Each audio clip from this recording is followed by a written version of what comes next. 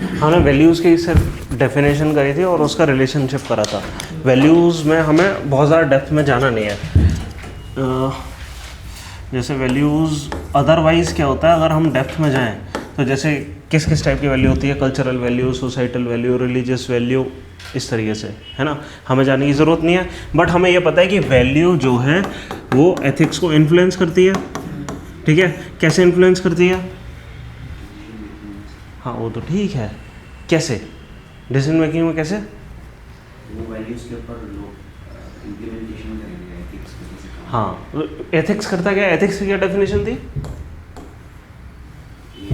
Societal, हाँ,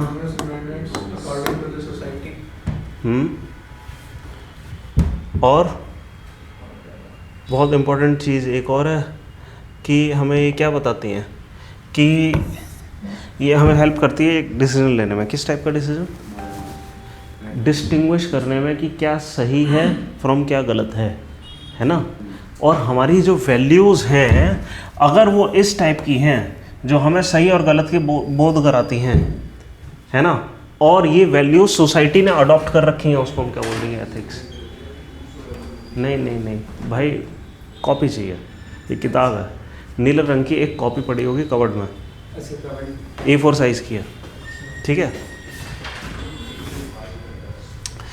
तो क्या कह रहा था मैं? हाँ, वैल्यूज़ मैंने बताया था कि सोसाइटल भी हो सकती हैं और मतलब इंडिविजुअल लेवल पे भी हो सकती हैं। वो वैल्यूज़, एक डायग्राम मैंने बनाया था, याद है क्या कल का? ये डायग्राम याद रखना। वैल्यूज़ यहाँ मैंने लिखी हुई थी, फिर मैंने ये बताया था कि एथिक्स, मोरल्स, वैल्यूज़ क्या था? आइडियाज़, क्या बताओ? दैट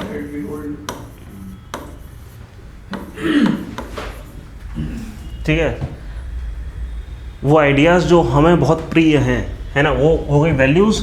अगर ये आइडियाज़ किस टाइप के भी हो सकते हैं? इस टाइप के भी हो सकते हैं कि मान लो इंडिविजुअल हूँ, ठीक है, या सोसाइटल हूँ, ठीक है। जैसे कल्चरल वैल्यू हमारी इंडिविजुअल वैल्यू ज़रूरी नहीं है कि हो, रिलीजियस वैल्यू हमारी इंडिविजुअल वैल्यू हो ज़रूरी नहीं है ना, ये सोसाइटी की वैल्यू हो सकती है।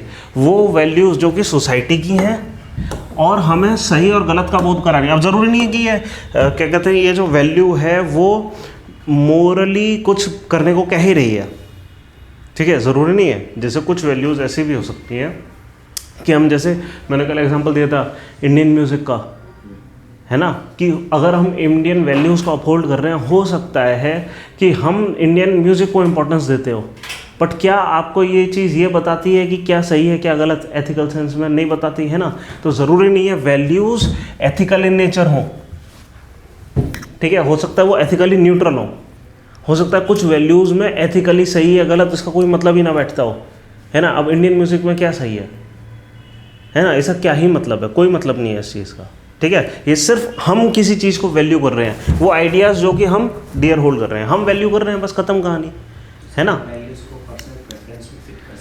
हाँ, ये पर्सनल प्रेफरेंस पे भी आप फिट कर सकते हैं। वैल्यूज़ आर प्योरली सब्जेक्टिव, ठीक है, प्योरली सब्जेक्टिव।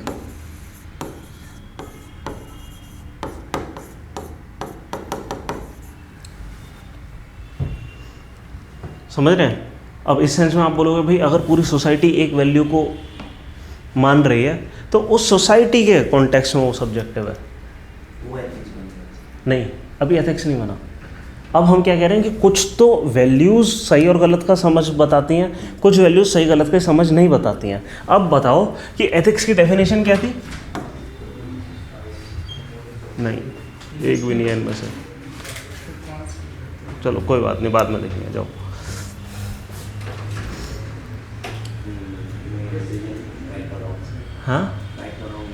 हाँ, राइट और रॉन्ग डिसीजन लेने में मदद करे, उन आइडियाज़ को हम क्या कहते हैं? वो एथिक्स, है ना। अगर वो सोसाइटी मान रही है तो, है ना, तो societal understanding of what is right and wrong is ethics, है ना। अब वो वैल्यूज़ जो सोसाइटी की वैल्यूज़ हैं और हमें राइट और रॉन्ग के बारे में बता रही हैं,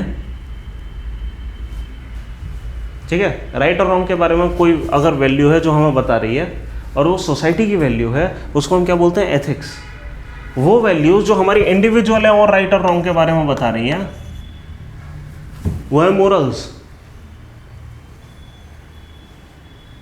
क्या समझ आया, है ना। और हमने एक और रिलेशनशिप बताया था कि ये दोनों भी एक दूसरे को इन्फ्लुएंस करते हैं, है ना। ये भी रिलेशनशिप हमने एस्टेब्लिश करा था क्या, कि जो मोरल्स हैं सबके जब मोरल्स बन जाएंगे, क्यूमुलेटिव मोरल्स बन जाएंगे, जब सारे लोग सोसाइटी में कह रहे हैं ट्रुथफुलनेस सही है, तो वो सोसाइटी की एथिक्स बन गई,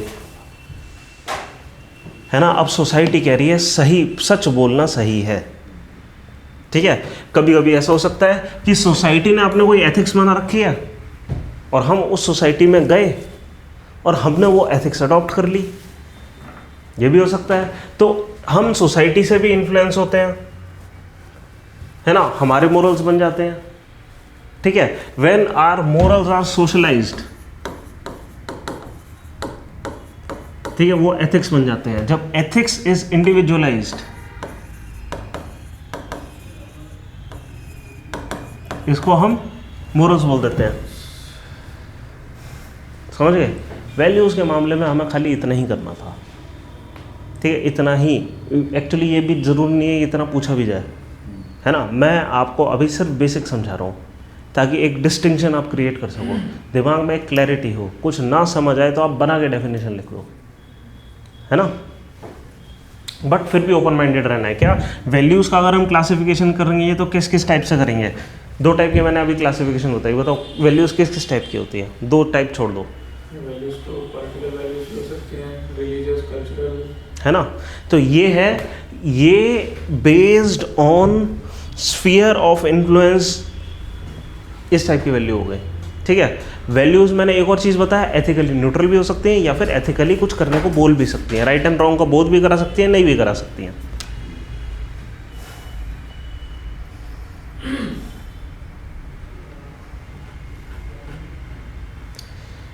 ठीक है, ये हो गई हमारे वैल्यूज़, मोरल्स और एथिक्स का रिलेशनशिप। अब हम आज जो करने वाले हैं वो है डायमेंशंस ऑफ एथिक्स, ठीक है।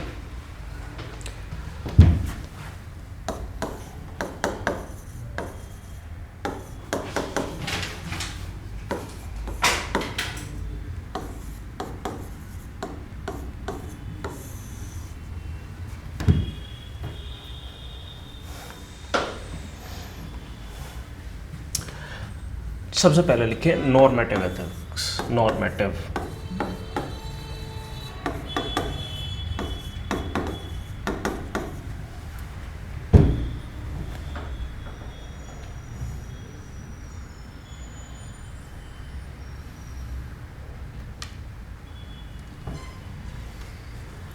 ठीक है। नॉर्मेटिव एथिक्स, नॉर्म का मतलब क्या होता है,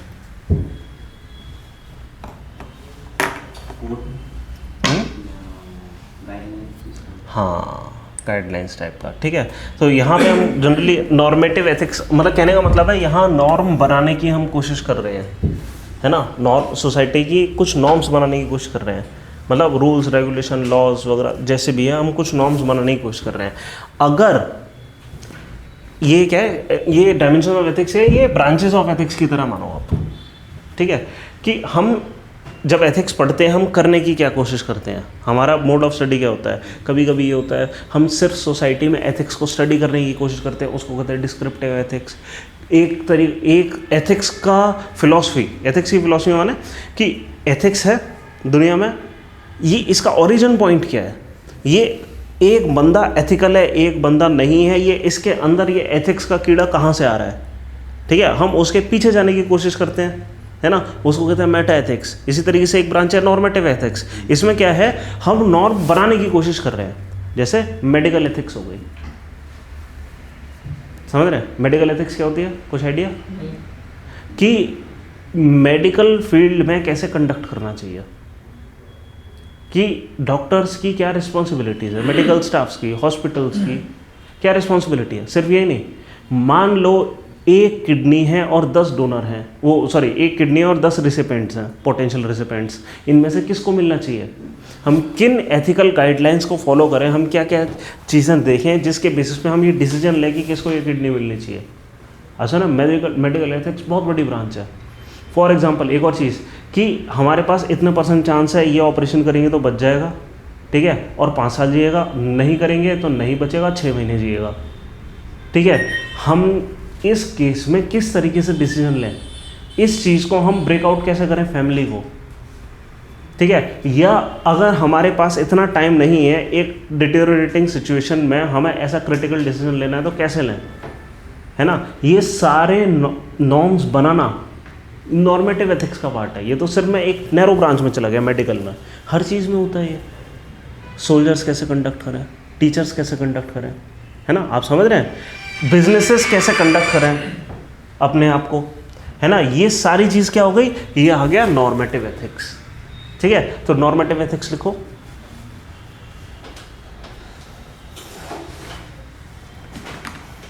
कि it is the study of ethical theories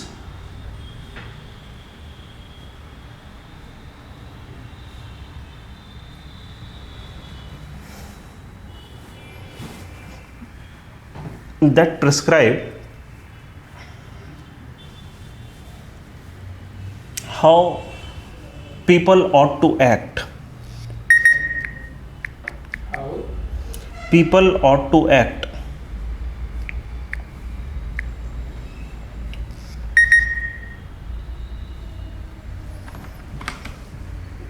People ought to act. कैसे वो काम करें, ठीक है। और ये आ कहाँ से रहा है, यहाँ पे नॉर्मेटिव एथिक्स में इस शब्द नॉर्म को तोड़ दो, नॉर्म के बारे में लिखो थोड़ा सा। नॉर्मेटिव एथिक्स क्या है, डिस्क्राइब कर रहे हैं कि लोगों को कैसे एक्ट करना चाहिए। आजकल जो हम एथिक्स, जो अभी तक जो आपने समझा है ना एथिक्स, जितना भी ये एथिक्स हमारा स्टार्ट होने से पहले आप जिस एथिक्स को जानते थे वो नॉर्मेटिव एथिक्स था, ठीक है। ऐसा लगता था जैसे ये मोरल साइंस है, ये मोरालिटी पढ़ाना है कि बंदे को सही बोलना चाहिए, ये बोलना चाहिए। ऐसा तो नहीं लगता था आपको कि एथिक्स में हम ये बताएंगे कि क्या करना चाहिए। हाँ, ये अच्छी बात है कि अगर आपको ये नहीं लगता था, वरना ज़्यादातर लोगों को ये लगता है कि यहाँ सच बोलना सिखाते हैं। हमें कैसे पता हो सच क्या है गलत? हाँ, हमें क्या पता सच क्या है गलत क्या है, कुछ नहीं पता, ठीक है। इसलिए हम नॉर्मेटिव एथिक्स में भी बहुत सारे क्रिटिसिज्म करते हैं, ठीक है। लेकिन फिर भी दुनिया पहले क्या है इस चीज़ में चलती थी, सच क्या है गलत क्या है, वर्च्यूज़ के बारे में बात करते थे। एरिस्टोटल अपने वर्च्यूज़ के बारे में बात करता था, ठीक है। हम वेस्टर्न फिलोसफर्स पढ़ेंगे, इंडियन फिलोसफर्स पढ़ेंगे, देखेंगे बहकी बहकी बातें करते हैं लोग, ठीक है। हम उससे बहुत आगे आ चुके हैं, ठीक है। ये बताएं कि क्या सही है क्या गलत, इससे बेहतर आज के नॉर्म्स क्या कर रहे हैं, आज का नॉर्मेटिव एथिक्स क्या कर रहा है, हम वो प्रिंसिपल्स बनाते हैं जिसके बेसिस पे एथिकल डिसीजन लिए जाएं। हम ये नहीं बताते क्या सही है क्या गलत, हम बस कुछ प्रिंसिपल्स डिफाइन करते हैं कि क्या जस्ट है ना, ताकि हमारे एक्शन जस्ट हो, जस्टिफाइड हो, रीजनेबल हो, राइट, ठीक है। नॉर्म्स के बारे में लिखो, these are social expectations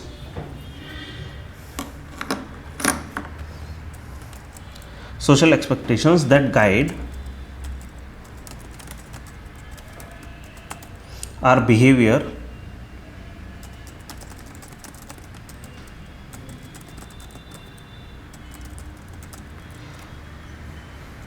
and are a form of social control, are a form of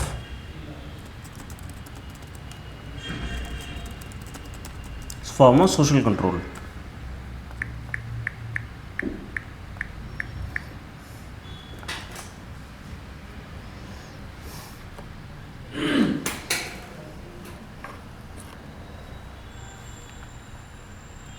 ठीक है। अब सवाल ये उठता है कि भाई नॉर्म्स और एथिक्स में फिर अंतर ही क्या है, वो एथिक्स भी तो सोशल कंट्रोल है ना, इस तरीके से। तो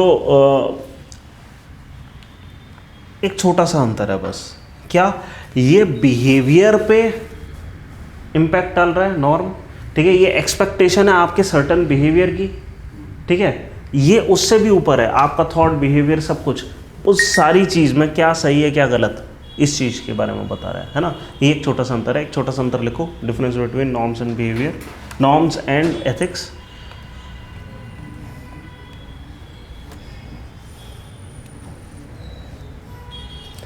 ठीक है, ये है स्टैंडर्ड फॉर बिहेवियर,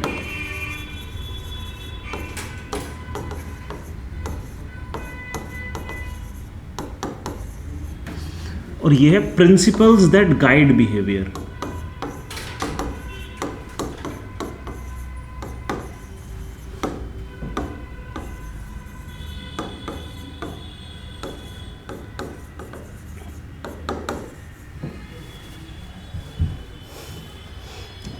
इसका एक छोटे सा एग्जांपल से मैं समझाता हूँ कि प्रिंसिपल्स दैट गाइड बिहेवियर, जैसे ट्रुथफुलनेस एक प्रिंसिपल है, ठीक है, ट्रुथफुलनेस एक प्रिंसिपल है। अब इसके बेसिस पे, और कि हम ये कह देते हैं कि भाई ट्रुथफुलनेस अगर प्रिंसिपल है तो नॉन चीटिंग एक प्रिंसिपल होना चाहिए, एंड विच मीन्स ये भी होना चाहिए कि मतलब अगर हम चीट नहीं कर रहे हैं देन अगर स्कूल में एक बच्चे को होमवर्क मिल रहा है तो उसको वो होमवर्क करना चाहिए और ट्रुथफुल रहना चाहिए इसके बारे में कि मैंने करा या नहीं करा तो क्यों नहीं करा, है ना। ये बहाना नहीं मारना क्या कि मम्मी की तबीयत ख़राब थी या मेरी तबीयत ख़राब थी या सो ऑन, है ना। अब क्या है, जो आइडिया जो गाइड कर रहा है इस पूरी चीज़ को है वो ट्रुथफुलनेस, ठीक है। और यहाँ पे जो असलियत में हमें बिहेवियर मिल रहा है वो क्या है कि हम चीट ना करें, हम सच एक्चुअली बोलें, से ट्रूथ, है ना, कि speak the truth, one must always speak the truth, है ना, ऐसे करके।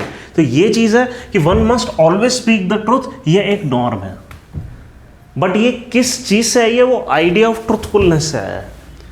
For example, we must not cheat our taxes, है ना, we must not cheat our taxes, ये एक नॉर्म है। ये कहाँ से आया है, ये आइडिया ऑफ ट्रूथफुलनेस से आया है।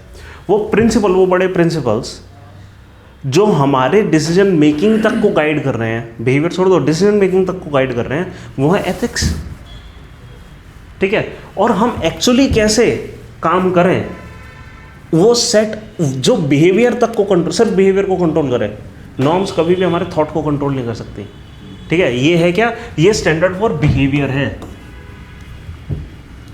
आप समझ रहे हैं। तो नॉर्म्स ये हो गई। In fact when norms are legalised they become law, when norms are regularised they become rule. आप समझ रहे हैं।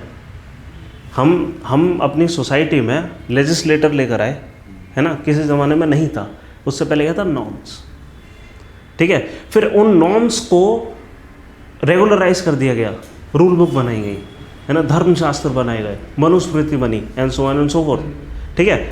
फिर इसको और बेटर रूल ऑफ लॉ ले आए, ठीक है, और हमने एक बढ़िया सा क्या कहते हैं पीनल कोड बना दिया और ये सब बना दिया, लॉ बन गए हमारे, ठीक है।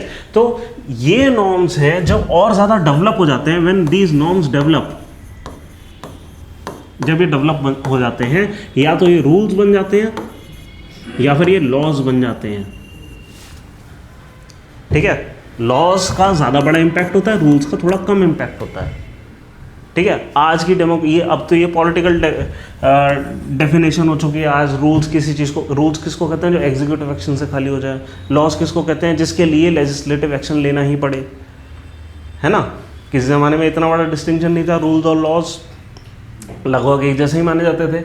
But anyway, whenever these things are regularised और लीगलाइज्ड, रूल्स और लॉ बनते हैं, नॉर्म्स डेवलप होकर रूल्स और लॉ बनते हैं सोसाइटी में। आप समझ रहे हैं।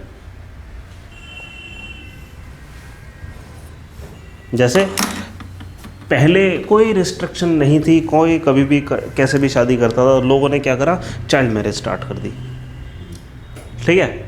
तो फिर सोसाइटी ने रियलाइज़ करा दिस इज़ नॉट गुड, ठीक है, एक नॉर्म बनी कि नहीं यार चाइल्ड मैरिज गुड नहीं है, ठीक है। वैसे हमारे केस में तो ये अच्छा एग्जांपल नहीं है क्योंकि यहाँ पे पहले नॉर्म नहीं बनी, कोई और बेहतर एग्जांपल ले लेना चाहिए। जैसे कि ऐसा कहते हैं डाउरी, कि हमारे देश के बहुत सारे लोगों ने ये समझा कि जब भी डाउरी दी जाती है उसके साथ एक ईवल अटैच्ड है ना, कि डाउरी की एक्सपेक्टेशन होती है और उस डाउरी के एक्सपेक्टेशन का एक सोशल प्रेशर होता है, ठीक है, और उस सोशल प्रेशर से बहुत सारी गलत चीज़ें होनी हैं, राइट।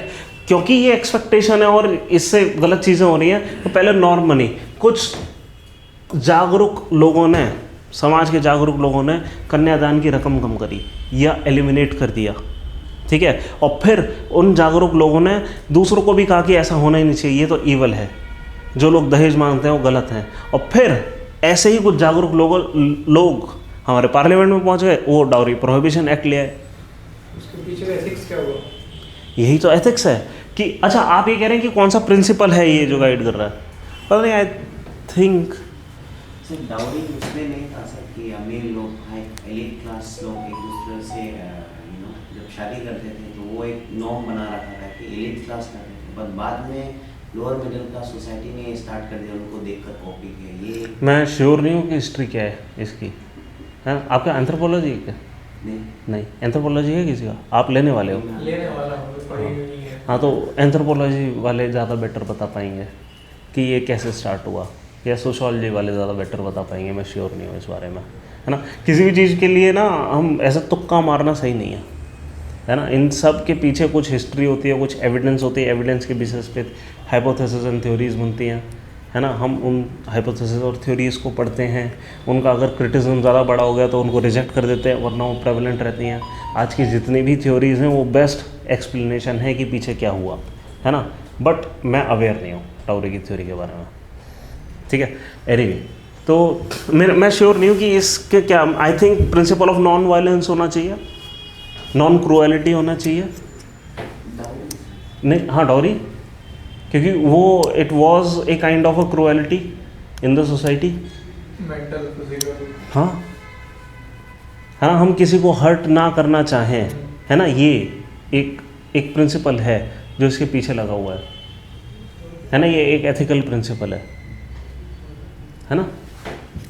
तो ये चीज़ हो गई, तो बस ठीक है। तो आपको नॉर्मेटिव एथिक्स समझ आया। नॉर्मेटिव एथिक्स में हम क्या करने की कोशिश कर रहे हैं, हम डेवलप करने की कोशिश कर रहे हैं कि क्या नॉर्म्स होनी चाहिए सोसाइटी की, क्या एथिक्स होना चाहिए सोसाइटी का, उसके बेसिस पे क्या नॉर्म्स होनी चाहिए, और इफ़ पॉसिबल उसको रेगुलराइज कर दें, लीगलाइज कर दें, लॉज वगैरह बना दें।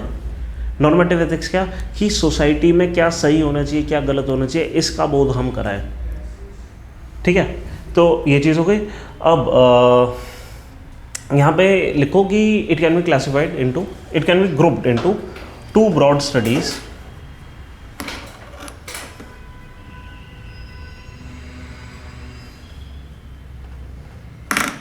One is consequentialism, second class में two broad groups. एक है consequentialism, कौन सी?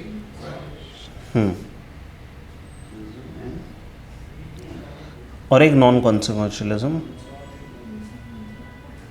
सिविलिज्म।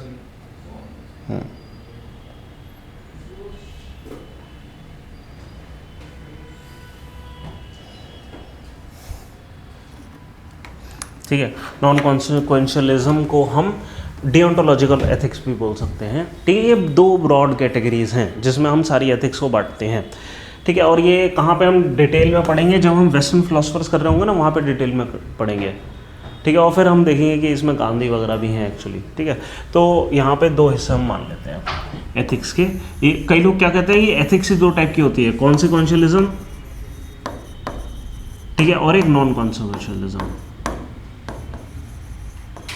मतलब कॉन्सिक्वेंशियलिज्म ये कहते हैं if and result is good everything is good, अंत भला तो सब भला। क्या आपको क्या लगता है कैसी है ये एथिक्स? फॉर एग्जाम्पल ऐसे लोग ये कहेंगे कि what is a good action, how should be define good action. देखो मैंने आपको ये बताया कि शुरुआत में जो एथिक्स हमारी चलती थी, पुराने ज़माने के बुढ़े लोग जो थे वो क्या कहते थे कि ये वर्च्यू है, 4 वर्च्यू किसी ने दे दिया, 7 वर्च्यू किसी ने दे दिया, है ना। कि वो क्या कहते हैं ऐसा ना, रिलीजियस एथिक्स होती थी कि सत्य अहिंसा परिग्रह और ये वो है ना, कि मनुस्मृति दे रही है 10 प्रिंसिपल गुड बिहेवियर के, ठीक है। जैन फिलोसफी दे रही है 4 प्रिंसिपल गुड बिहेवियर के, ऐसे बुद्ध फिलोसफी कुछ दे रही है ना। ये उस ज़माने की चीज़ है, क्या सही है क्या गलत, खुद ही जजमेंट दे दिया, खुद ही उन्होंने एनालाइज करा, जजमेंट देकर ये बता दिया ये सही है, ठीक है। आज हम हर चीज़ को क्रिटिकली एवेलुएट करना चाह रहे हैं, ठीक है। क्यों? क्योंकि अब हम एथिक्स का जो स्कोप है वो बढ़ाना चाह रहे हैं। भाई अब मेडिकल फील्ड आ गई, लॉयर्स की फील्ड अलग आ गई, सी की फील्ड, अकाउंटेंट इतने टाइप के हो गए, कोडर्स इतने टाइप के हो गए, आप समझ रहे हैं? अब हर चीज में हमें कोड ऑफ बिहेवियर, नॉर्म्स तो हमें हर चीज के लिए चाहिए ना, रूल्स एंड लॉज तो हर चीज के लिए चाहिए। हर वो चीज जो इस सोसाइटी में हो रही है उसके लिए हमें रूल्स और लॉज की जरूरत है। हम ये रूल्स और लॉज और नॉर्म्स कैसे बना दें, है ना? सोसाइटी में अब एथिक्स का जो रोल है वो एक स्टेप और आगे बढ़ गया है ना? हम सिर्फ ये नहीं बोलना चाह रहे कि क्लास में बच्चा सही बोल रहा है कि नहीं, cheat, don't cheat your taxes, और ये अब बड़े सिंपलिस्टिक एथिक्स में नहीं पड़े हुए हैं हम। हमें एक स्टेप और आगे जाना है। अब हम ये बताना चाह रहे हैं कि जनरल प्रिंसिपल क्या होना चाहिए। एक नई स्ट्रीम ऑफ थॉट आई है, एआई आई है। मान लो आप क्या करोगे, कैसे इवेल्युएट करोगे इस एआई को एथिकल पॉइंट ऑफ व्यू से? हमारे पास 2 स्ट्रीम ऑफ थॉट होते हैं सिर्फ। क्या? जितने भी थॉट लोगों ने आज तक बनाए उन सबको हम 2 स्ट्रीम में बांट दे रहे हैं। एक तो हो गया कॉन्सिक्वेंशियलिज्म, एक होगा नॉन कॉन्सिक्वेंशियलिज्म। कॉन्सिक्वेंशियलिज्म ये कह रहे हैं कि किसी भी चीज़ को इवेल्युएट करने के लिए आपको क्या चेक करना है, greatest benefit of greatest number. Harry Potter देखी किसी ने? ओके।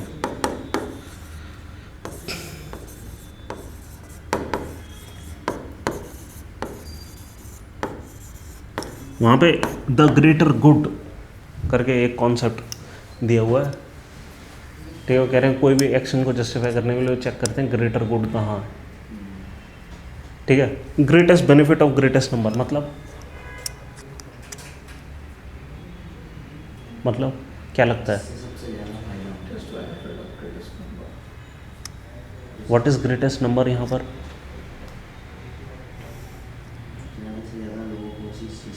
मान लो इस पे एक ऐसे आ गया, ठीक है, एक good action is where great, मतलब ऐसे कुछ कि greatest benefit is to the greatest number. हाँ चलो हम ऐसा करते हैं, इसको नए पेज पे ले जाते हैं। ये डिबेट थोड़ी सी बड़ी है।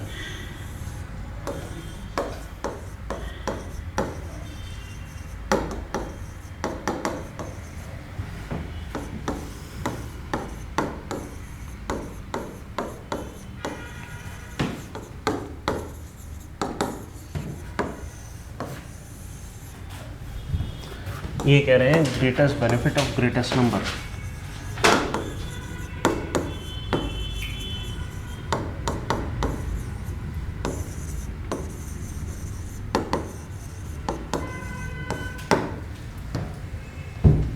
ठीक है, अब इसका मतलब क्या हुआ कि हम क्या कह रहे हैं कि ये ना, वैसे मैं आपको ये बता देता हूँ, ये एंड्स अप्रोच है।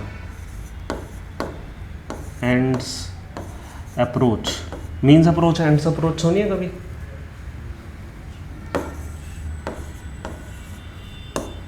क्या एंड्स अप्रोच यही होता है, अंत भला तो सब भला।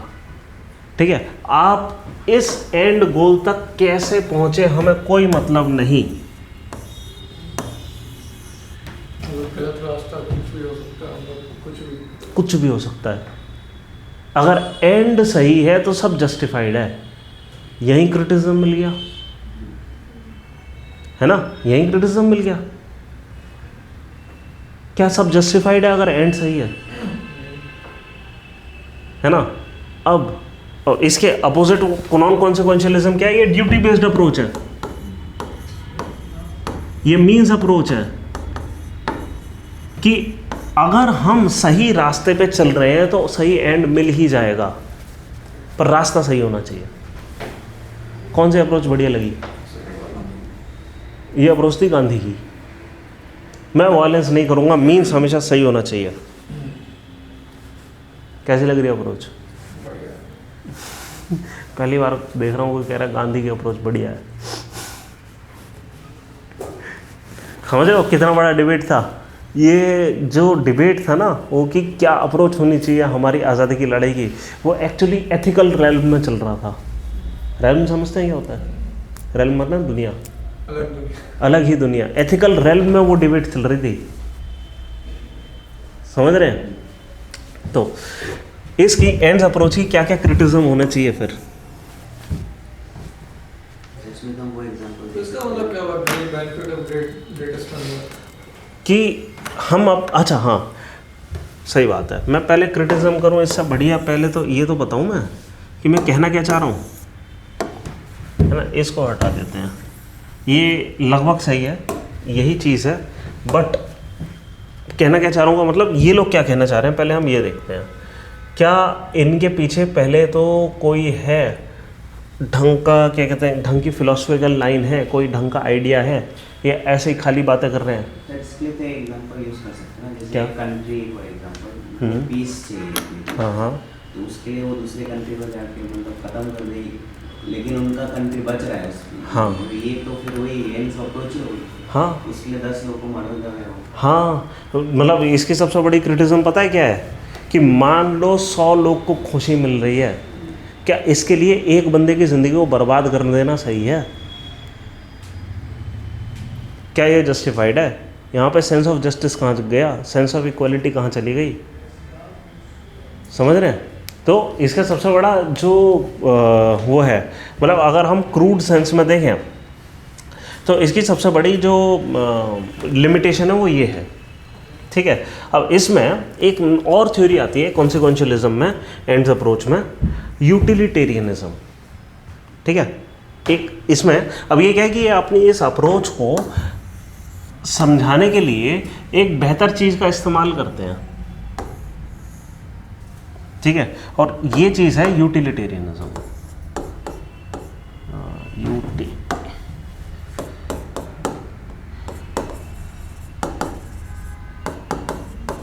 एक आइडिया है यूटिलिटेरियनिज्म का, ठीक है। इसको हम डिटेल में पढ़ेंगे, बट अभी के लिए जब हम वेस्टर्न फिलोसफर्स कर रहे होंगे तब हम डिटेल में पढ़ेंगे idea of कॉन्सिक्वेंशियलिज्म and utilitarianism.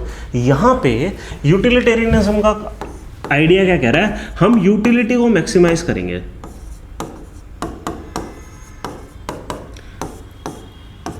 And what is utility?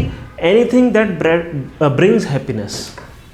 हम सोसाइटी की हैप्पीनेस को मैक्सिमाइज करना चाहेंगे। हर वो चीज़ जो सोसाइटी की हैप्पीनेस को मैक्सिमाइज कर दे वो सही है। इनका कहने का मतलब ये है। अब उस केस में मतलब ये जो बंदा है ये एक्चुअली जेएस मिल है। पहले जर्मी मैंथम आया, फिर जेम्स मिल आया, फिर जेएस मिल आया। जेम्स मिल के बारे में सुना? हाँ हाँ, क्या बात है, आपका क्या ऑप्शनल है? ओके, तो आपने सुना होगा ज़रूर, ठीक है। ये ना लिबर्टेरियन या हाँ लिबर्टेरियन फिलोसफर्स थे जो कह रहे थे फ्रीडम, ठीक है। और इसलिए वो ये जो फ्रीडम वाली जो बात कर रहे थे ना, इंडिविजुअल फ्रीडम वाली बात, ठीक है, ये जो बात कर रहे थे ये यूटिलिटेरियनिज्म की वजह से ये सारी बातें हो रही थी कि greatest benefit of greatest number या ग्रेटेस्ट हैप्पीनेस ऑफ एवरीवन तब आएगी जब हम लॉज को जितना डाइल्यूट हो सके उतना डाइल्यूट कर लें, ठीक है। चलो वो तो हम PSIR में चले जाएंगे, इसकी मेजर मतलब फिलोसफी बातें हैं। हम यूटिलिटी को मैक्सिमाइज करना चाह रहे हैं और यूटिलिटी उन्होंने हैप्पीनेस से डिराइव करी है, ठीक है। मतलब ग्रेटेस्ट हैप्पीनेस फॉर ऑल जो चीज़ कर दे उसको हम क्या बोलेंगे, वो बोलेंगे कि अमाउंट ऑफ गुड ज़्यादा हो गया, ठीक है, कि हमें दुनिया की यूटिलिटी मैक्सिमाइज करनी है, ठीक है, उसको हम अच्छा बोलेंगे गुड। और गुड है क्या, जो कि हमारी हैप्पीनेस को मैक्सिमाइज कर दे, ठीक है। और उन्होंने एक्चुअली हैप्पीनेस को भी डिफाइन करा है। क्या लिखो, हैप्पीनेस की डेफिनेशन लिखो, production of pleasure and privation of pain. जिस चीज से आपको बहुत ज्यादा प्लेजर मिले और पेन कम से कम हो उसको हम क्या बोलेंगे, happiness. And privation of pain. And how can we maximise this happiness? वही greatest happiness of greatest number वो बोल रहे हैं, बेनिफिट नहीं, ग्रेटेस्ट हैप्पीनेस। इसमें एक प्रॉब्लम है सर, क्या? जैसे मेडिकल कंडीशन में होता सर कि उसको कुछ भी फील नहीं होता कि एक मेडिकल कंडीशन होता है ना कि उसका मारो पीटो उसका, लेकिन वो उसकी बॉडी के लिए गलत है, उसको फील नहीं होना ऑल दो, तो सेम चीज़ हैप्पीनेस के लिए apply नहीं। अब इन्होंने एक्चुअली क्या है कि इस चीज़ में ना डेप्थ में गए थे कि इन्होंने 7 चीज़ें बताई थी। Intensity of pleasure, duration of pleasure, certainty of pleasure, कितना सर्टेन है, कितने टाइम तक रहेगा, अब भी आपको अच्छा लग रहा है, महीने भर बाद मरने वाले हो, है ना, this is not certainty of pleasure. फिर इसकी नियरनेस, ठीक है, purity, inclusiveness, people affected by others. मतलब इंक्लूसिवनेस क्या है, क्या ये प्लेजर सिर्फ आपका है या दूसरे लोग भी इंक्लूडेड हैं, है ना। वो उसने ये बोला था कि ह्यूमंस आर सोशल बीइंग्स, है ना, और जनरली कोई बंदा हैप्पी नहीं होगा अगर बाकी के लोग हैप्पी नहीं हैं, है ना। तो इंक्लूसिविटी चाहिए, या एक बंदा भी हैप्पी नहीं है तो बहुत सारे लोग इससे अफेक्ट होंगे, बहुत सारे लोगों को इससे बुरा लगेगा, है ना। तो ग्रेटेस्ट बेनिफिट ऑफ वो greatest happiness of greatest number में ये भी काम कर रहा है ना। लेकिन सब कुछ सही है, लेकिन फिर भी ये बहुत सारी चीज़ें, अगर ये चीज़ सही रही तो बहुत सारी चीज़ें गलत हो जाएंगी। जैसे मेजॉरिटेरियनिज्म,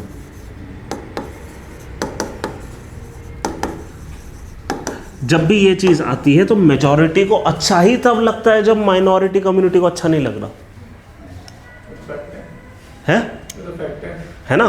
तो उस केस में तो फिर ये जो यूटिलिटेरियन की थ्योरी है ये तो फिर उतनी अच्छी नहीं हुई, है ना। अब इसको अगर आपने नॉर्म मान लिया, मान लो कि ये है आपका वो प्रिंसिपल, नॉर्मेटिव एथिक्स, आपने norm standard for behaviour create करे, और नॉर्मेटिव एथिक्स है वो एथिकल प्रिंसिपल्स आपने क्रिएट करे, आइडियाज क्रिएट करे। क्या ये idea greatest happiness of greatest number, क्या ये आइडिया सही है, ठीक है। अब इसके बेसिस पे हम कैसी कैसी चीज़ें निकाल सकते हैं। मान लो मेडिकल एथिक्स में कुछ निकाल सकते हैं, इसके आप पॉलिटिकली कॉन्सिक्वेंस ये हो रहा है, क्या और दूसरे कॉन्सिक्वेंसेस आप देख सकते हैं इसके, और क्रिटिसिज्म क्या हो सकते हैं।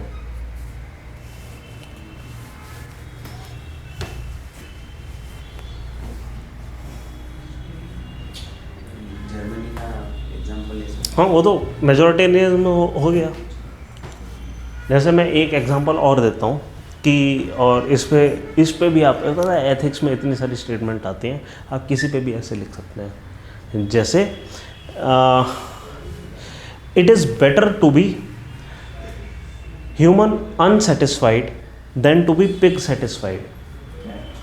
It is better to be human unsatisfied than to be pig satisfied. आपकी हैप्पीनेस हो गई, ठीक है, और पिग क्या करता है, पूरे दिन किचन में पड़ा रहता है, खाता रहता है, नहाता है, बस ख़त्म, ज़िंदगी में और कोई लक्ष्य ही नहीं है, ठीक है। It is happy, it is satisfied, ठीक है। तो कुछ लोग ये कहते हैं, इसका जो क्रिटिसिज्म होता है, ये एक्चुअल स्टेटमेंट है, ये मैं बताऊँ किसने दी थी। अच्छा, जेरेमी बेंथम ने दी, नहीं एक सेकेंड देखो जरा, ये किसने दी थी, अच्छा J.S. मिल ने ही दी थी ये स्टेटमेंट। ये एक्चुअली जेरेमी बेंथम की थ्योरी थी, ग्रेटेस्ट हैप्पीनेस नंबर वाली, ठीक है। उसको क्रिटिसाइज करा था J.S. मिल ने, और J.S. मिल कह रहा है क्या, it is better to be human unsatisfied, इंसान बने रहो, अनसेटिस्फाइड इंसान हो, ठीक है। आप पिग सेटिस्फाइड बने हुए वो ज़्यादा बुरा है। आप समझ रहे हैं? हाँ, कैटेगरी अलग हो गया। क्या मतलब, क्या पता वो जो पिग वाली चीज़ है वो ज़्यादातर लोगों में आ जाए, वो हैप्पीनेस के स्टैंडर्ड ही गलत हो जाएं सोसाइटी के। हो सकता है कि मतलब इस कैलकुलस में, ये जो भी हैप्पीनेस का कैलकुलस कर रहे हैं, ये कैलकुलेशन मिस्टेक हो। तो एक ही बात पक्की है, अगर हम मतलब कोई भी मीन्स ले रहे हैं एक एंड को जस्टिफाई करने के लिए, हम बहुत जगह पे गलत हो सकते हैं, है ना। जैसे कि मान लो कि हम थोड़ी सी वायलेंस अलाउ कर रहे हैं ताकि एक प्रॉब्लम हट जाए, ठीक है। जैसे कि फॉर एग्जांपल यूएसए ने जस्टिफाई करा इस चीज़ को कि सोवियत को हटाने के लिए वहाँ पे वेपन्स, अफगानिस्तान में वेपन्स डालने ज़रूरी है ना। बट उन्होंने कहा ये क्योंकि एंड जस्टिफाइड है तो मीन्स जस्टिफाइड है, हम कैसे भी करें। हम कौन सा कुछ गलत कर रहे हैं, किसी को मार थोड़ी रहे हैं, खाली वेपन ही तो ड्रॉप कर रहे हैं। मुजाहिदीन are freedom fighters, let give them weapons, है ना। और फिर ऐसा देखा गया है, मतलब इसमें ये जो ड्यूटी बेस्ड अप्रोच वाले होते हैं ना, नॉन कॉन्सिक्वेंशियलिज्म वाले, वो ये कहते हैं कि भाई ये जो आप अगर गलत मीन्स यूज़ करोगे ना कहीं आपको काटने दौड़ेगा, वापस आएगा, ठीक है। मुजाहिदीन क्रिएट हुआ, अलकायदा क्रिएट हुआ, तालिबान क्रिएट हुआ, यूएसए ने भुगता, है ना। वहाँ पे जाकर सबसे बड़ा टेररिस्ट अटैक हुआ आज तक का, उसके चक्कर में उनको वहाँ पे वॉर करना पड़ा। अपनी इकॉनमी का जो पैसा है इस तेज़ी से उन्होंने बहाया, पूछो मत। ठीक है, आज भी आधे मुसलमान देश जान के दुश्मन बने हुए हैं, समझ रहे हैं। तो अगर आपने सही मीन्स नहीं यूज़ करा, वो कहीं ना कहीं आपको काटने के लिए दौड़ेगा दोबारा, है ना। कौन बोल रहे हैं? नॉन कॉन्सिक्वेंशलिज्म वाले, ठीक है। इसलिए ये लोग क्या कह रहे हैं, ऐसा ना करो, ऐसा करो कि आपके जो मीन्स हैं वो हमेशा सही हो, ठीक है। आप जो भी कर रहे हो वो सही तरीके से कर रहे हो, ठीक है। तो ये होती है duty based approach. It is your duty to act in a certain manner, ठीक है। ये लोग कहेंगे, जैसे फॉर एग्जांपल इसका ना मैं एक पॉजिटिव, एक ही नॉर्म, जैसे डोंट चीट योर टैक्सेस है, ये आप सब मानते हैं एथिकल है ना। ये भी इसी कंक्लूजन पे पहुंचेंगे, ये भी इसी कंक्लूजन पे पहुंचेंगे, दोनों अलग तरीके से पहुंचेंगे। ये बोलेंगे don't cheat your taxes because it benefits the society and ultimately greatest happiness of greatest number is achieved, ठीक है। ये बोलेंगे don't cheat your taxes because paying taxes is your duty, ठीक है। इस अप्रोच को, ड्यूटी बेस्ड अप्रोच को हम कहते हैं डिओंटोलॉजिकल अप्रोच।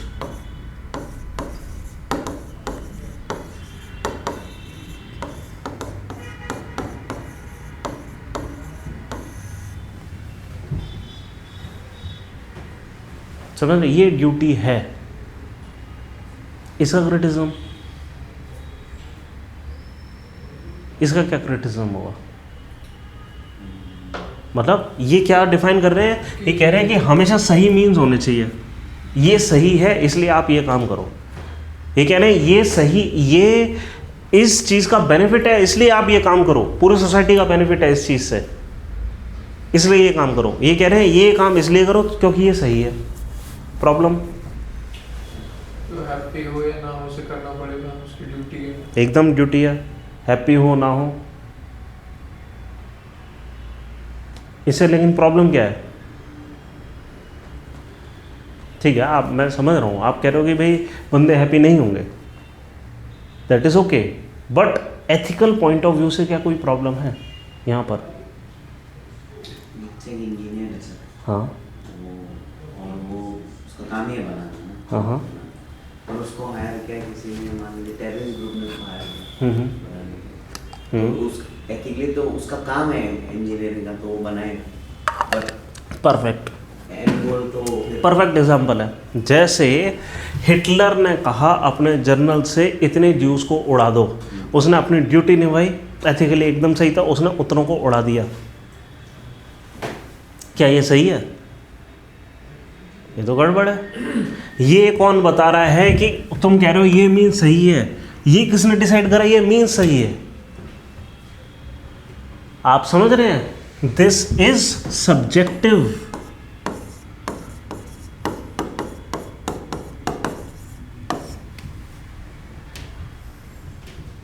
ठीक है, और उल्टा लोग ड्यूटी मान के कर और देंगे।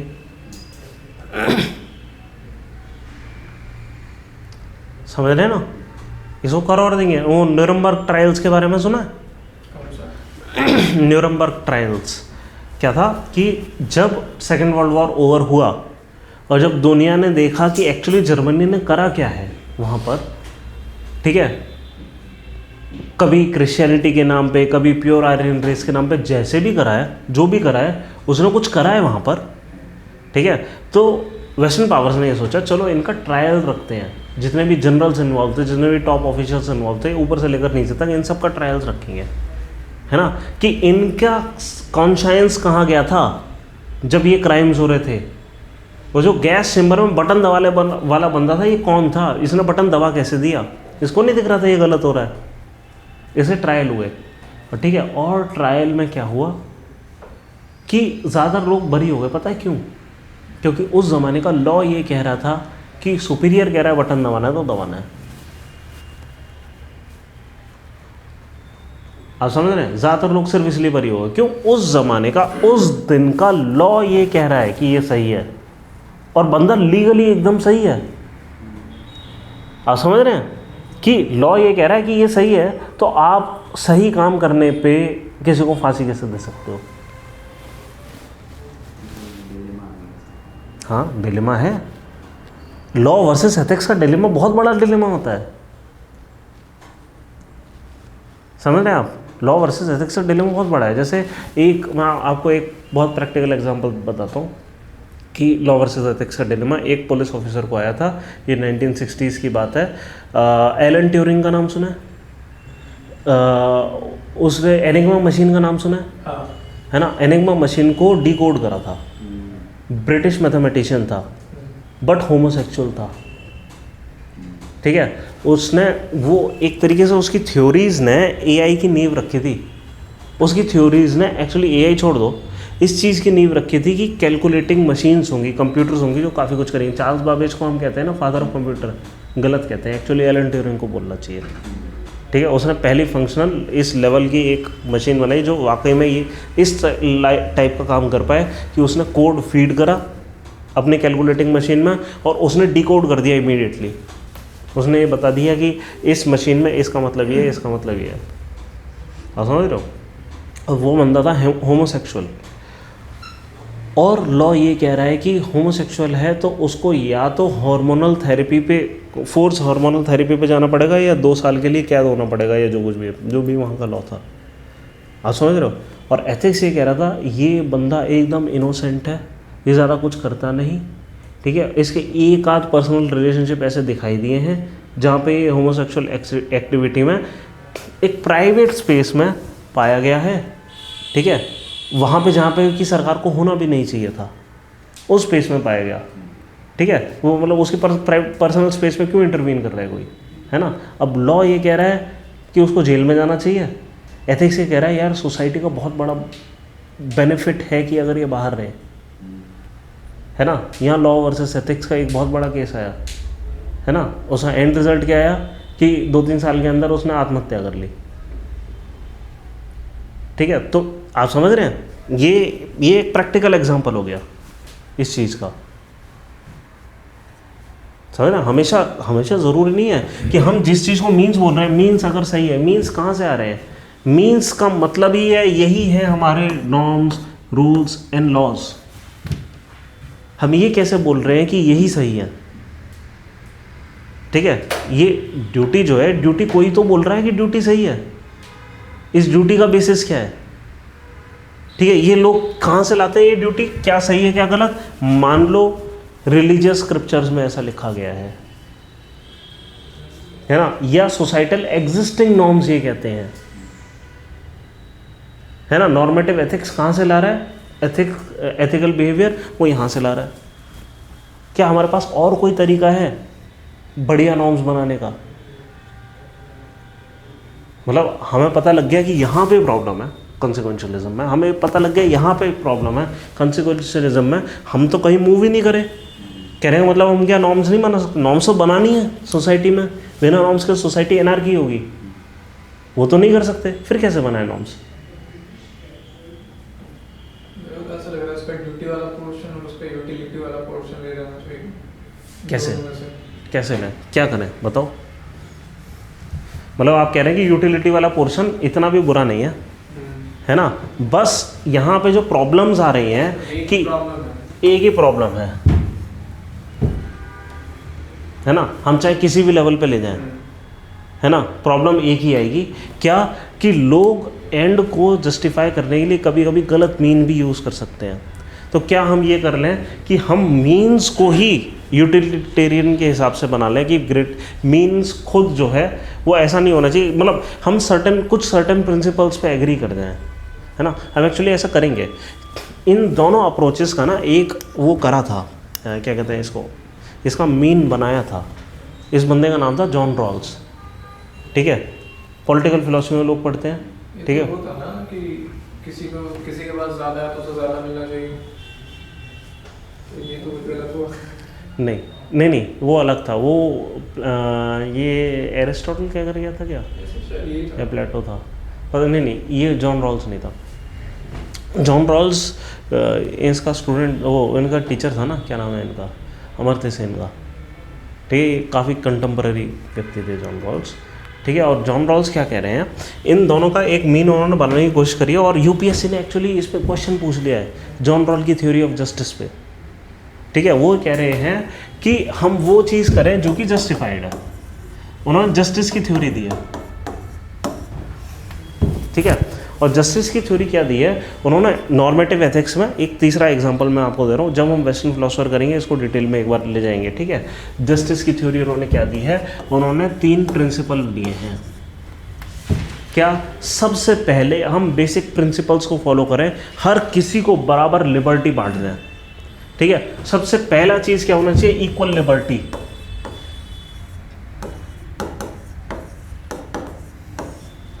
सबको सबसे पहले इक्वल लिबर्टी मिलनी चाहिए। इक्वल लिबर्टी का मतलब क्या है, अब वो जो greatest happiness of greatest number है, उसमें अगर मान लो हम ये कर रहे थे कि 400 लोगों को खुश करने के लिए एक को सूली पे चढ़ा दे रहे थे, हम नहीं कर सकते। यूं क्यों, क्योंकि ये कह रहे हैं सबसे पहला चीज़ जो आप बांटना चाहेंगे दुनिया में वो होगा ग्रेटेस्ट लिबर्टी,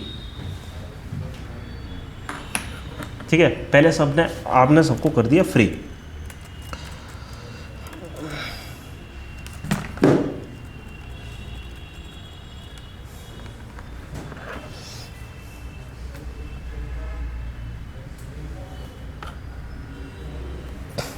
ठीक है, फिर एक बार सबको इक्वल लिबर्टी दे दी, उसके बाद कहना है कि सबको फेयर एंड इक्वल अपॉर्चुनिटी मिलनी है।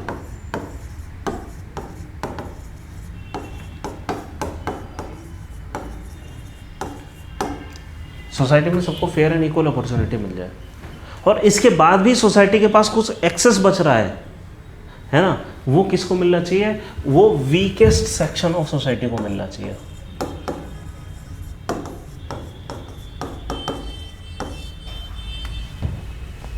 ठीक है, ये पता है कहाँ से आया, ये इन्होंने एक ना वो एक इमेजिनरी दुनिया इमेजिन करी, ठीक है, ये इन प्रिंसिपल्स तक आने के लिए कि मान लो कि एकदम से आप सब भूल गए आप कौन हो, आपको ये याद नहीं कि आप किसके भाई हो, किसके बेटे हो, क्या हो, ये सब भूल गए। आपको ये याद नहीं कि आपके नाम पे क्या प्रॉपर्टी चढ़ी हुई है, आपके जेब में कितना पैसा, कुछ नहीं पता आपको, ठीक है। जिस स्ट्रक्चर में आप रह रहे हो ये आपका है कि नहीं।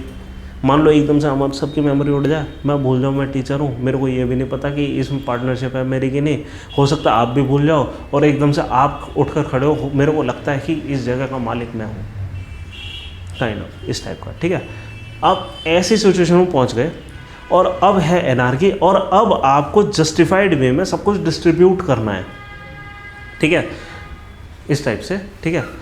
आपकी मेमोरी इरेज हो गई आपको, और सेकेंड स्टेप में करने गया आपको इस जगह से उठा लिया गया, ठीक है, और अब आपको रैंडम मेमोरी डाल के इधर उधर प्लेस कर दिया गया वापस, ठीक है। अब हमें नहीं पता आप सोमालिया में गन लेकर जन्म लेने वाले हो या कैसे, मतलब इस पॉइंट ऑफ टाइम पे इमीडिएटली आप पैदा हुए और सोमालिया में आप छोटे से बच्चे और आपके हाथ में गन है, ठीक है, हमें नहीं पता। क्या पता आप यूएस प्रेसिडेंट के बॉडी में सीधे जन्म लो, ठीक है, हमें नहीं पता क्या होने वाला है, राइट। ऐसा जब करेंगे और वो ये बोल रहा है अगर ऐसा हम कर रहे हैं, लेकिन ये करने से जस्ट पहले कि आपको किसी बॉडी में डाल दिया जाए, सबको ये एक मौका मिला है कि चलो इस सोसाइटी को रीडिज़ाइन करते हैं, इसके प्रिंसिपल्स को रीडिज़ाइन करते हैं। अब एक समझदार व्यक्ति क्या चाहेगा, समझदार व्यक्ति ये चाहेगा मेरे को कहीं पे भी अगर प्लेस कर दिया जाए, अगर मैं यूएस प्रेसिडेंट बन गया तो ठीक है, नहीं बना, अफ़गानिस्तान में कहीं पैदा हो गया, तो मेरे को एक चीज़ तो चाहिए कि मेरे को अपने मेहनत पे विश्वास है, मैं चाहूँगा मेरे को लिबर्टी लेकिन मिले, मैं फ्री हूँ फिर भी कहीं पे भी चाहूँगा। सबसे पहली चीज़ हर कोई व्यक्ति ये चीज़ पक्का चाहेगा एटलीस्ट लिबर्टी मिले, ताकि अगर मैं पुअर भी पैदा हुआ तो कम से कम I can work my way up, right. फिर equal fair and equal opportunity मिले,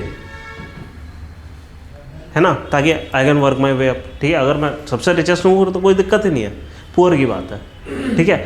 और इसके अलावा जब सोसाइटी पे कुछ भी बच रहा है एक्स्ट्रा, वो किसको मिले, वो वीकेस्ट सेक्शन को मिले। क्यों वीकेस्ट सेक्शन को मिले, यहाँ पे एक और थ्योरी देते हैं कि a chain is as weak as its weakest link, a chain is as weak as its weakest link. समझ रहे हैं क्या हुआ, चेन आप समझ रहे हैं कैसे बनती है ना, लिंक करके बनती है, एक लिंक उसके अंदर ऐसा लिंक, फिर ऐसा लिंक, फिर ऐसा लिंक, फिर ऐसा लिंक, फिर ऐसा लिंक, सारे इक्वल लिंक्स होते हैं, है ना। इस सोसाइटी, ये मान लो सोसाइटी की चेन है, इसको हम दोनों साइड से खींच रहे हैं, कहाँ से टूटेगी, यहाँ से सबसे वीक हो सबसे वीक हो गई। इस सोसाइटी में स्ट्रेन कहाँ आएगा? हम कह रहे हैं, इनका कहना है सोसाइटी में हमें चाहिए पीस। ये यूटिलिटेरियन है एक्चुअली, है ना। अभी भी ये कह रहे हैं greatest benefit of greatest number, वो greatest happiness of greatest number. बस ये greatest happiness of greatest number के कंक्लूजन पर आने के लिए पहले अपने आंखों पे एक पट्टी बांध ले रहे हैं कि मैं कौन हूं। ठीक है, ये यूटिलिटेरियन ही है, लेकिन अपने आंखों पे पट्टी बांध ली है। इनको ये नहीं पता मैं कौन हूं, पहले ये भूल गए कि मैं कौन हूं। उसके बाद यूटिलिटेरियन की थ्योरी लगाई और फिर वो इस प्रिंसिपल पर आए कि अब जब भी हम किसी चीज़ का, कोई भी चीज़ है, मेडिकल की चीज़ है या जो भी है, उसका नॉर्म बनाने की कोशिश कर रहे हैं, हम क्या करेंगे? हम सबसे पहला काम करेंगे, पहले इक्वल लिबर्टी चेक करेंगे, फिर फेयर इक्वल अपॉर्चुनिटी चेक करेंगे और फिर वीकेस्ट लिंक को कुछ एक्स्ट्रा दे देंगे, ताकि ये सोसाइटी वाली जो चेन है ना, इसमें कोई स्ट्रेन ना पड़े, ये सोसाइटी टूट ना जाए। ठीक है, इनका मेन एम क्या है? सोसाइटी में पीस बना रहे, हैप्पीनेस बनी रहे, कोई रेवोल्यूशन ना आए बार बार, है ना, कि सोशलिस्ट रेवोल्यूशन आ गई जी, अब रशियन रेवोल्यूशन आ गई, अब कुछ हो गया, अब कुछ हो गया। क्योंकि हर बड़ी ऐसी तबाही के पीछे कोई डिसेंट होता है कि इन्होंने क्या कहते हैं, जर्मनी ने भी जो करा उससे पहले वो एक बहुत बुरे दौर से गुजरे थे। आप समझ रहे हैं? ऐसा डिसेंट कभी ना आए। वो क्या चाह रहे हैं? This is a theory of justice, this is what is just. Just का मतलब क्या होता है? What is just? जस्टिस का मतलब आप समझ रहे हैं? जस्टिस कहाँ से आया? जस्टिस जस्ट शब्द से आया है ना। जस्ट मतलब क्या फेयर है ना, क्या सही है ना, क्या सही है। वो ये कह रहे हैं सबकी हैप्पीनेस हो, सबकी पीस हो, सोसाइटी में जस्टिस हो। इस बेसिस पे हम कुछ प्रिंसिपल्स रखेंगे, समझ रहे हैं? ये तीसरा तरीका है, कॉन्सिक्वेंशियलिज्म, नॉन कॉन्सिक्वेंशियलिज्म। और फिर इन सब से हमने कुछ अच्छी अच्छी चीज़ें उठा ली और हमें कुछ मिला।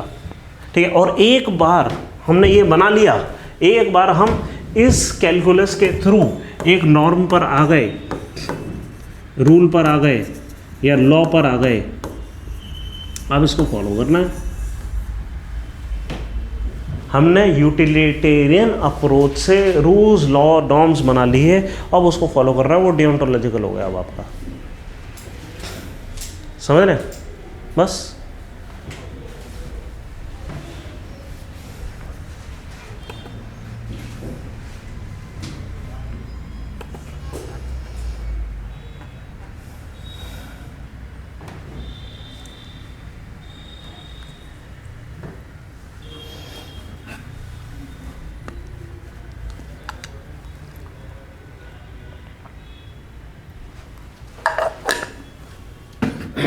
ठीक है, चलें आगे। नेक्स्ट टाइप की जो एथिक्स होती है उसको हम कहते हैं डिस्क्रिप्टिव एथिक्स।